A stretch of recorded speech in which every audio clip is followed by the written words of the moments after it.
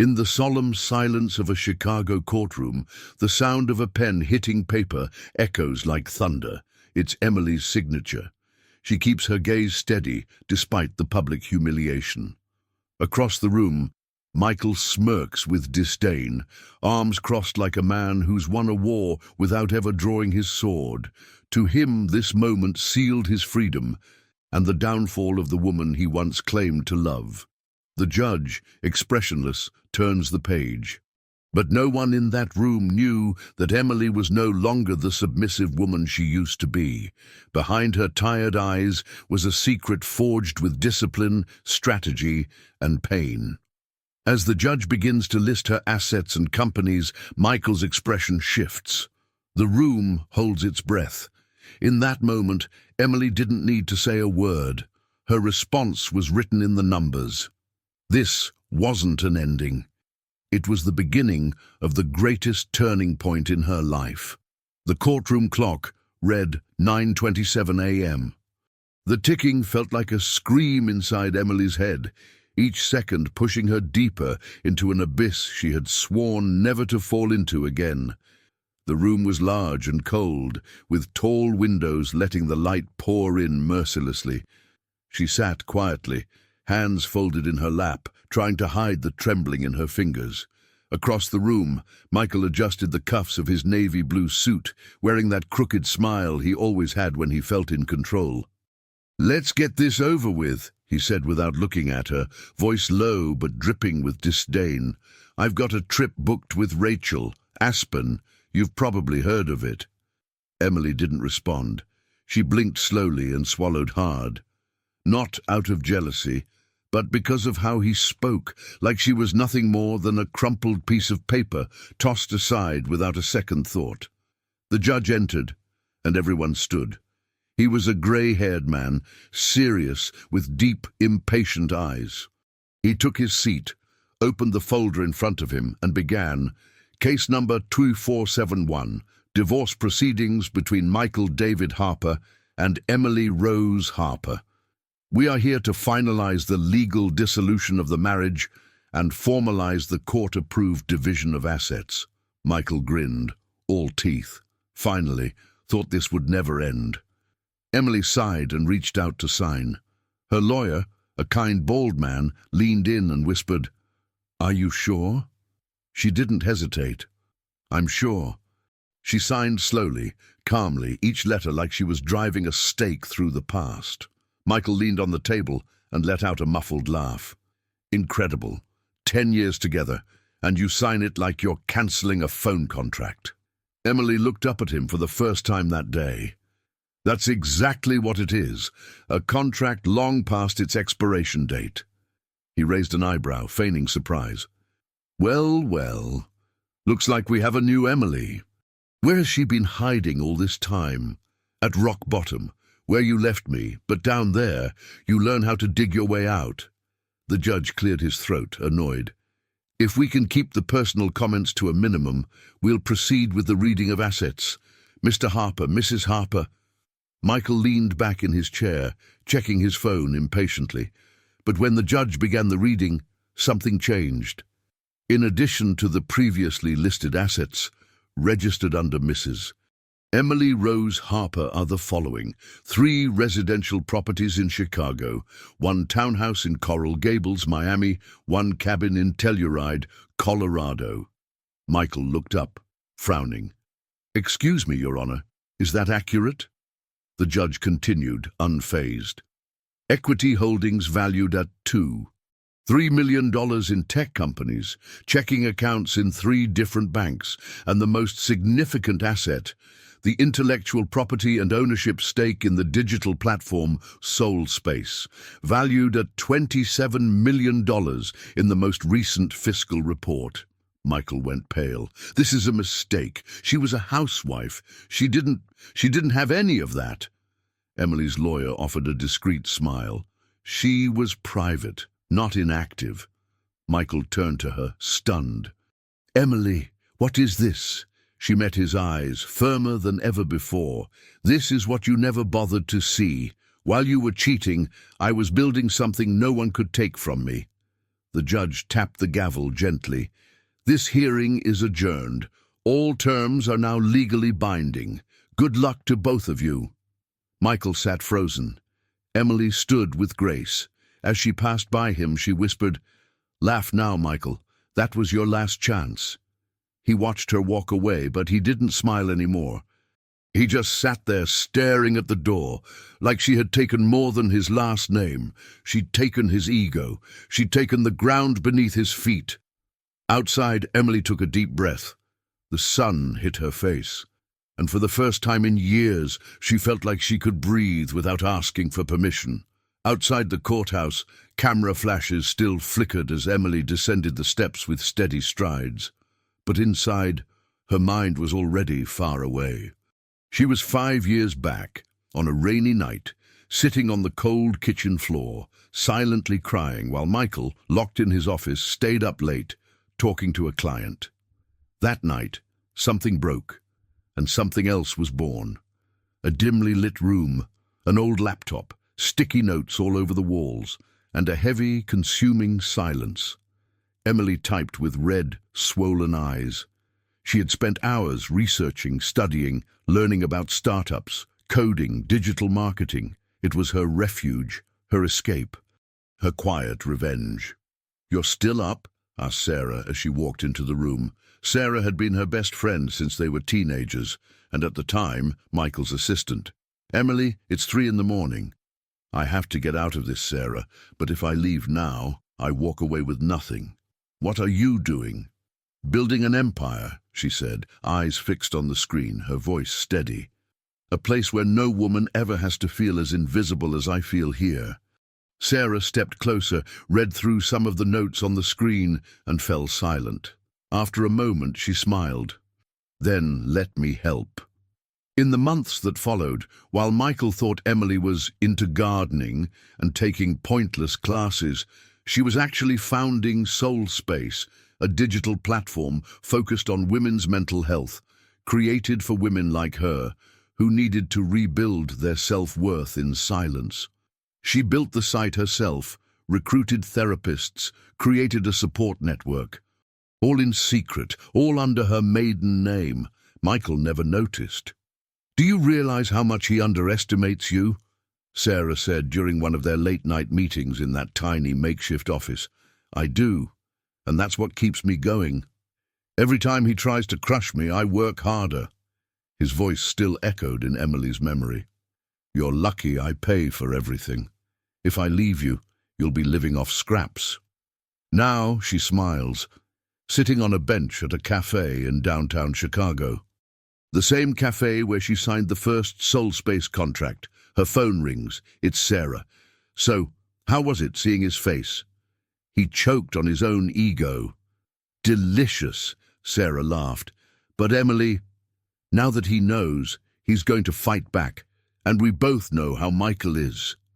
Emily gazes out the window, calm and resolute. "Let him try. This time, I'm ready, and he has no idea what's coming." Michael's penthouse was dark, lit only by the bluish glow of the open laptop on the glass table. He was on his 3rd glass of whiskey. Neat. His eyes were fixed on the screen, but his mind was elsewhere. Soul Space. He repeated the name under his breath like it was a personal insult. He clicked through links, read the featured articles, watched videos where Emily appeared smiling, leading panels on women's mental health and entrepreneurship. Each click was a stab to his pride. "She fooled me this whole time," he muttered, slamming his hand against the keyboard. Rachel, the young woman he had started a new life with, walked into the room in a silk robe, half asleep. "What is it, babe?" "Still on that. Soul Space is hers. All of this. It was hers. Did you know that?" "Of course not. I thought she was just a lawyer's wife." Michael laughed bitterly. "That's what everyone thought, including me." He stood up abruptly, stormed down the hall, and entered his office. He pulled a red folder from the shelf, old accounting files, financial records with Emily's name on them. He had to find something, anything, a loophole, a mistake. He couldn't stand the idea of losing. Hours later, He picked up the phone. "Ronald, I want you in my office at 8 a.m. Bring the forensic accounting team. We're reopening the case. That woman is hiding assets. I want every cent she has on the table." The next day, Emily received a legal notice. Michael was requesting a reassessment of the marital assets, accusing her of asset concealment and tax fraud. She called Sarah immediately. He struck back, just like we expected. What now? Now we play his game, but by our rules. Sarah arrived at Emily's house minutes later. They sat at the table, surrounded by neatly organized documents. "You recorded everything, right? The business registration, the revenue, the taxes. Every cent, clean, filed under my maiden name. He's going to try to drag me through the mud, but it won't stick." Sarah looked at her for a moment. "You know he won't stop. He'll try to destroy you from the inside out." Emily stood, walked to the window, and looked out at the overcast Chicago sky. "Then he'd better be ready, because this time he's the one with everything to lose." Meanwhile, Michael was sitting with Ronald in his sleek office. "Do whatever it takes. If you have to make something up, then make it up." "But I want her flat on the ground," Michael said, his voice dripping with venom. Ronald hesitated. "You want war?" Michael locked eyes with him, ice cold. "I want destruction." The days that followed were a storm in disguise. No direct attacks, no explosions. But the air was heavy. Emily could feel the pressure building, like thunderclouds about to burst. It started with an anonymous email sent to a well-known investigative journalist in Chicago. Subject: "Soulspace founder may have used ex-husband's money to launch her company." The next day, the headline spread across local news sites. The article suggested that Emily had hidden assets during her marriage and used her position as a lawyer's wife to manipulate financial processes. She read it with wide eyes and a dry mouth. "He's playing dirty," said Sarah, tossing her phone on the table, "and fast." "This is just the beginning," Emily replied, trying to stay composed. "He wants to destroy me before the new platform launch. If my reputation drops, investors vanish. He knows exactly where to hit." "Want me to respond publicly?" "Not yet. If we react now, it'll look like panic. Let him think he's winning." Meanwhile, Michael sat in a meeting room, laughing alongside Ronald and two media consultants. "She's going to crack," Michael said, pointing to a chart showing her online reputation. "Her image is too clean, too perfect. That annoys people. All you need is a little doubt, and the crowd will take care of the rest."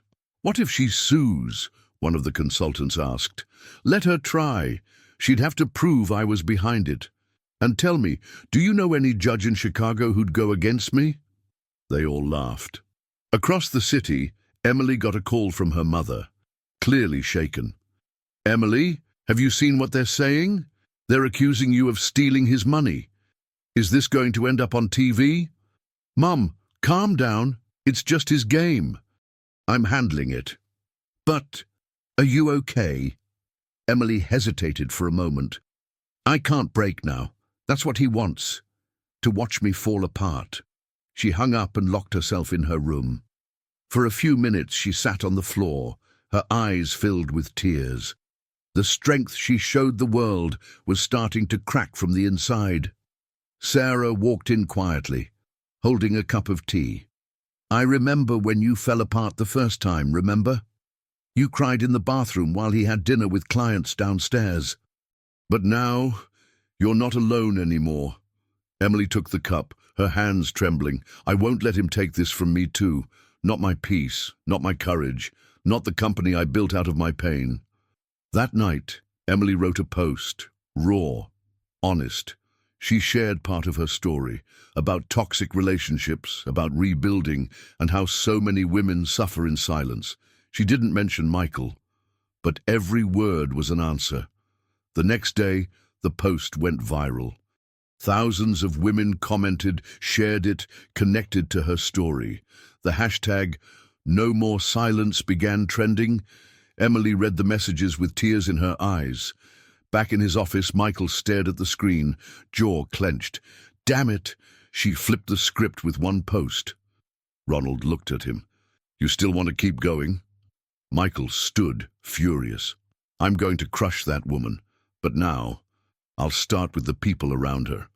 Sarah was leaving the studio, where they had just finished shooting the new Soul Space campaign, when she noticed a black car parked across the street. The same car she had seen that morning, parked at the corner near Emily's house. The driver wore no badge, just dark sunglasses and a blank, watchful stare. A chill ran down her spine. Someone's following us, she said as soon as she got into the car with Emily. Are you sure? I saw him on your street yesterday.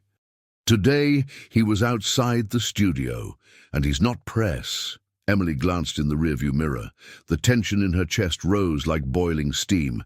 She knew who it was, or rather, who had sent him.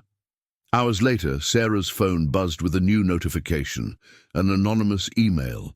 Attached, a video recorded outside her apartment.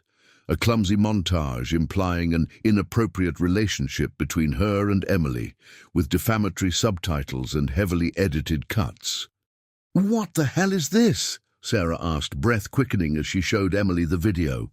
He's trying to destroy our credibility, to separate us, make you back away from me. And do you think that's going to work? That's what he wants to find out. Emily immediately called her lawyer. He's crossing the line. This is harassment, stalking. I want a protective order.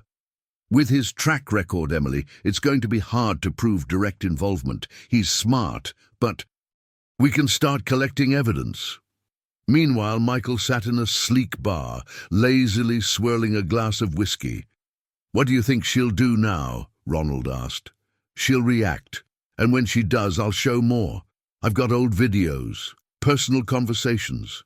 You know how many messages she used to send me, begging me to come home? Michael, this is getting dangerous. That's the point. I want her to feel afraid. At that same moment, Emily's assistant entered her office holding an envelope.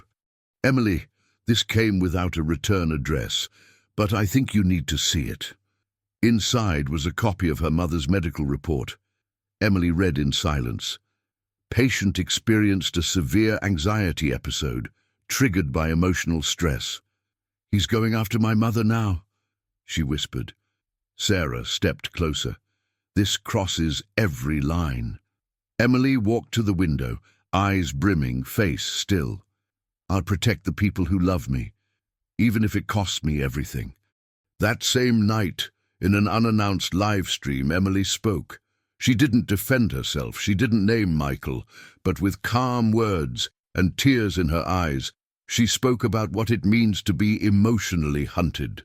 She spoke of subtle manipulation, of the glances that make you shrink, of the words that don't yell but still crush.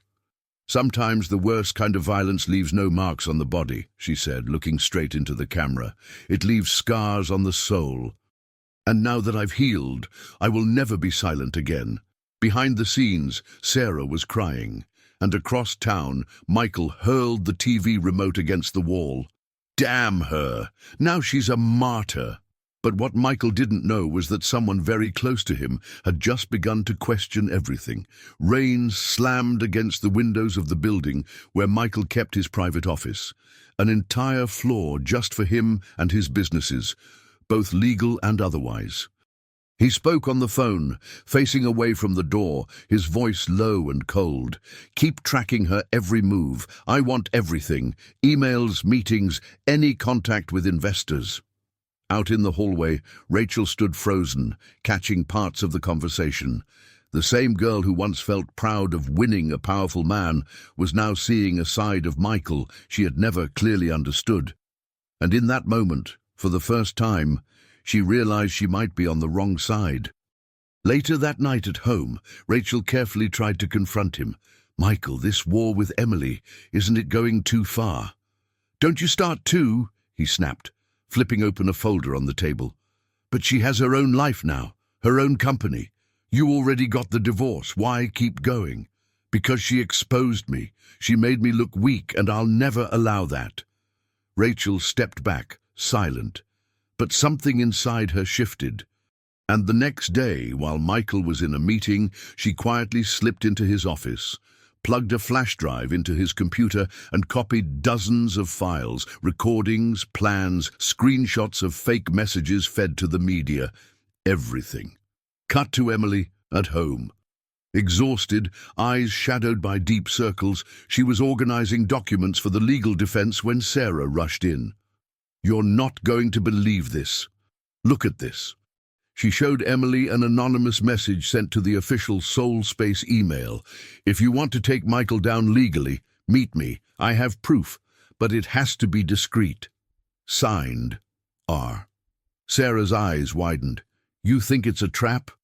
Or it's the only real chance we have to prove what he's been doing?" Emily paused, took a deep breath. "I'm going." The following night, in a shopping center parking lot, Emily sat in her car, tense. In the distance, a female figure approached, hoodie up, sunglasses on. It was Rachel. "You?" Emily asked, surprised. "I know you have every reason to hate me, and maybe I deserve that. But what he's doing, it's gone too far. This," she handed Emily the flash drive, "might save you, and maybe save me too." Emily took the device, locking eyes with her. "Why now?" "Because I finally realized what he did to you, he's starting to do to me, and I don't want to end up like you did." Back at the house, Emily and Sarah opened the files. There it was, direct evidence of stalking, media manipulation, illegal transactions, and recordings of incriminating conversations. Sarah covered her mouth. This is the beginning of his end." Emily sat in silence for a few seconds. Then she spoke, steady and clear. "No, this is the beginning of my new beginning." Emily walked into the courthouse with steady steps, the flash drive in her hand, like she was carrying her own heart. That morning, she wasn't just a woman defending herself. She was a symbol of resistance. Sarah walked beside her in silence, like a loyal shadow. Neither of them spoke, but their eyes said it all. It's now or never. Emily's lawyer, already briefed on the new evidence, greeted them with a tense expression. "If the judge accepts this, we have grounds to open a criminal case, but you need to be ready. This could explode in the media, and it won't be pretty." Emily nodded. "Let it explode. I'm done living in other people's comfortable silence." Meanwhile, across the city, Michael was relaxed. Sitting in a cafe, he read another headline. "Soulspace founder remains silent amid accusations." He smiled, convinced that the pressure had broken her. "So predictable," he muttered. But when he returned to his office, something felt off. Too quiet. His secretary avoided his gaze. Ronald, his longtime partner, looked uneasy. "What's going on?" Michael asked. "There's a court order." "Just got filed." Michael snatched the documents from his hands, and as he read, the color drained from his face. This is a formal charge, based on files, recordings, and—" Ronald hesitated. "A statement from Rachel." Michael's eyes widened. "What?" "She gave them everything. She's protected under a whistleblower agreement." Michael cursed, throwing the papers to the ground. "That traitor!" Cut to a press conference, hastily arranged. Emily stood calmly at the podium. Cameras from every major network were rolling. "For years I was silenced, humiliated, manipulated. But today I speak. For myself, and for every woman who never got the chance." She revealed part of the evidence, without naming names, showing how emotional abuse can be just as destructive as physical violence. She shared messages, audio clips, financial documents. The press was stunned. The room went silent. Then came a few claps, then many. From the back, Sarah smiled, eyes full of tears. Michael, watching from his office TV, hurled the remote against the wall, again. But this time, no one came to clean up the mess. And that night, for the first time since the divorce, Emily slept peacefully. Michael woke up to the relentless sound of notifications on his phone. It wasn't an alarm. It was the sound of everything collapsing. The first message: investors demand your immediate removal from the law firm. The second: license contract suspended by the Illinois State Bar. The third: Rachel has formally testified to police detailing the digital manipulation campaign against your ex-wife. He sat up in bed, drenched in sweat, eyes bloodshot. He looked around. He was alone. Rachel had left days ago. His partners had gone silent. His friends vanished with the scandal.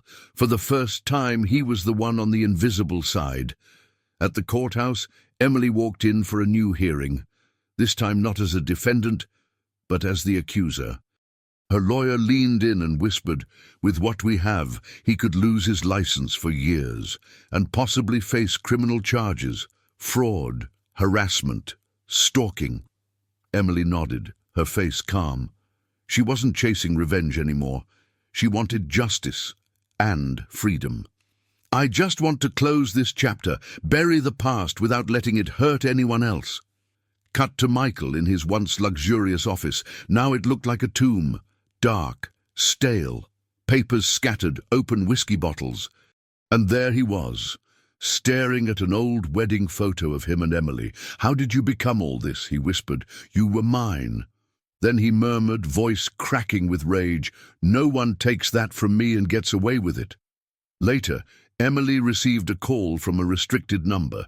She hesitated, then picked up. "Emily." It was Michael's voice, lower, quieter, more human. "I know it's too late, but I've lost everything. Everything."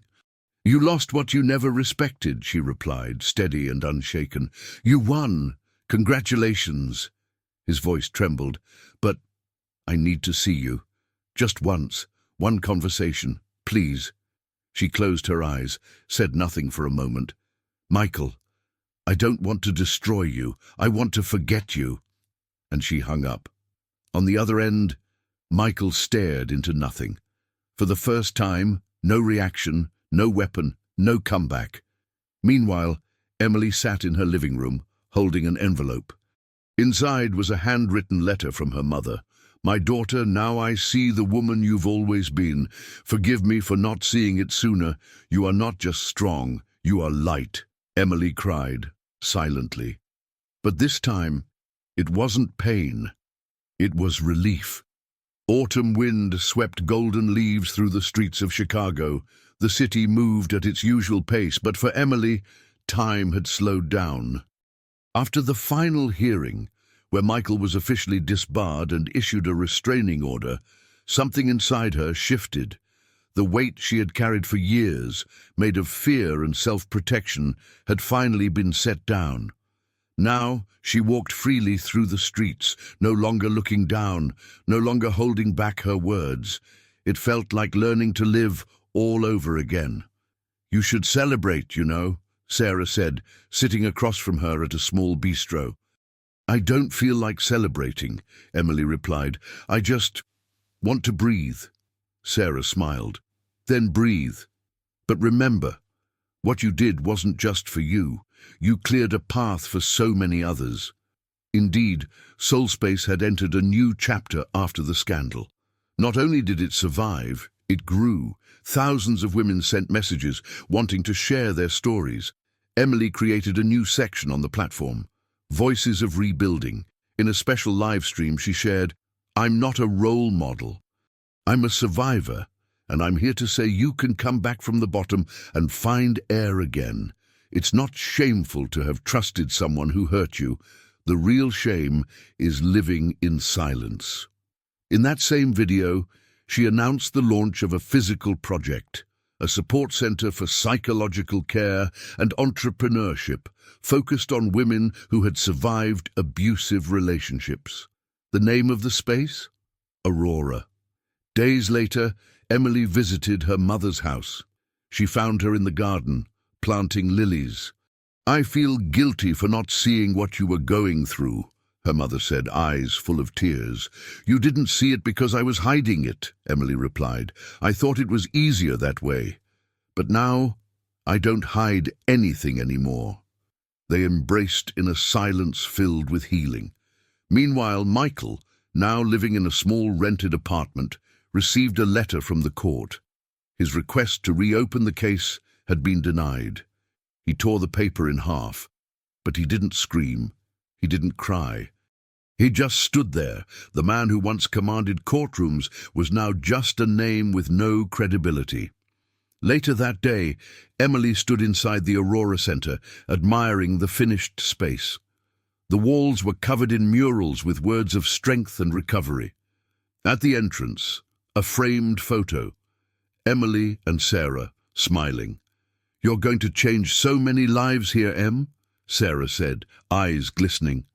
Emily held the keys to the center in her hands. She took a deep breath. And the first life it changed was mine. It was the official opening day of the Aurora Center. The Chicago sky was clear, as if the city itself wanted to breathe freely, along with Emily. A crowd gathered in front of the modern building, its glass facade gleaming above a vibrant flower garden. Women of all ages, journalists, psychologists, volunteers, and there she was, Emily, in a light-colored dress, her face serene, her gaze steady. Sarah adjusted the microphone on the small makeshift stage. "Ready? For the first time?" "Yes." Emily stepped onto the platform.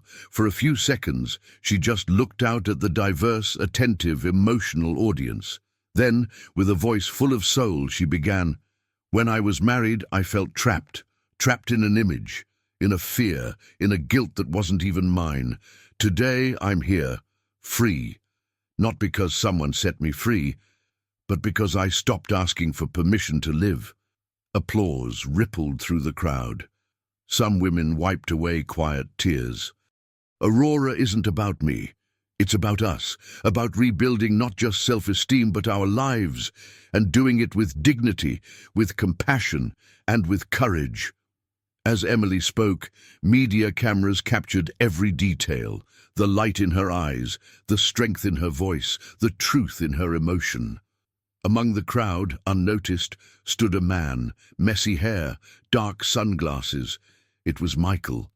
He hadn't been invited, but he came anyway, not to control, but simply to see what he had lost, or maybe to understand. Watching Emily smile, surrounded by respect and light, he lowered his head and walked away in silence. Defeated, yes, but maybe moved. Later, Emily walked alone down one of Aurora's hallways. Soft lights glowed. The air smelled of fresh coffee and lavender. She entered one of the support rooms in silence and stopped in front of a wall covered in photos of smiling women, each one with a powerful story behind her. Sarah appeared at the door. "You okay?" "Yeah. I just needed to see this up close, to know it was worth it." "It was, more than worth it. Look where we are." Emily turned to her, took her hand. "I couldn't have done it without you, without support. No one wins alone, Sarah." They embraced tightly, the kind of hug that closes chapters. When Emily stepped outside, she walked to the nearby lake.